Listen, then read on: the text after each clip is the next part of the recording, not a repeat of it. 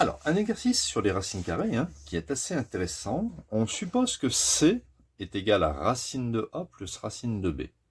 Et il faut montrer que C peut s'écrire différemment comme racine de A plus B plus 2 racines de AB. Alors quand on dit C est égal à racine de A plus racine de B, forcément il faut que A soit positif ou nul et B positif ou nul. D'accord? Pourquoi? Parce que racine de moins 4, ça n'existe pas. Par contre, racine de 0, ça existe et ça fait 0. Alors, ici, je vais calculer, c'est une technique, je vais prendre ici l'hypothèse et je vais calculer C au carré. C au carré. Donc ça fait racine de A plus racine de B au carré. Là, je reconnais une identité remarquable.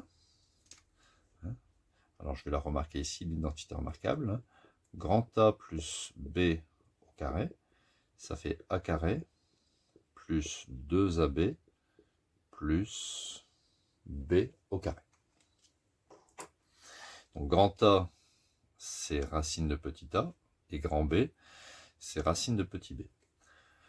Donc, on obtient A, grand A au carré, plus B, grand B ici au carré, plus 2 fois racine de A fois racine de B, le fameux double produit. Ça s'appelle le double produit, parce qu'ici, vous avez un produit.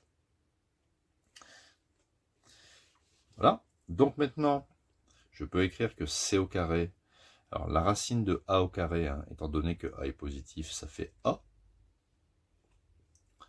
La racine de B au carré, ça fait B. Et ici, on trouve 2 racine de A fois racine de B.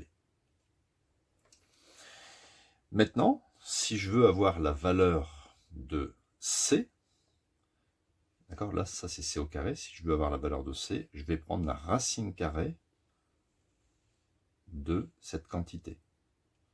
Donc, A plus B plus 2 racines. Alors, racine de A fois racine de B, c'est une petite formule, c'est la racine de AB, la racine du produit. Voilà. Donc voilà, on a réussi à démontrer que C pouvait s'écrire différemment. Alors attention, en mathématiques, quand vous avez par exemple x carré égale 7, on sait qu'il y a deux solutions. C'est x égale plus racine de 7 ou x égale moins racine de 7. D'accord? Mais regardez ici, ça considérez que c'est un nombre.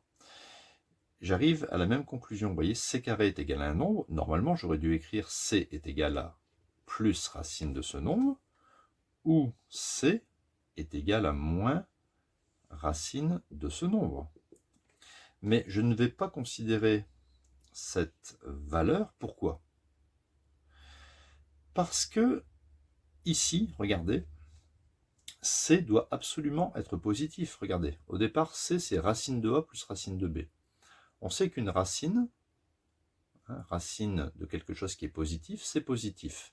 Racine de quelque chose qui est positif, c'est positif. Donc ici, ça doit être positif. C doit être positif. Ce n'est pas possible que C soit négatif. Donc, on retient cette seule formulation. Voilà, exercice terminé.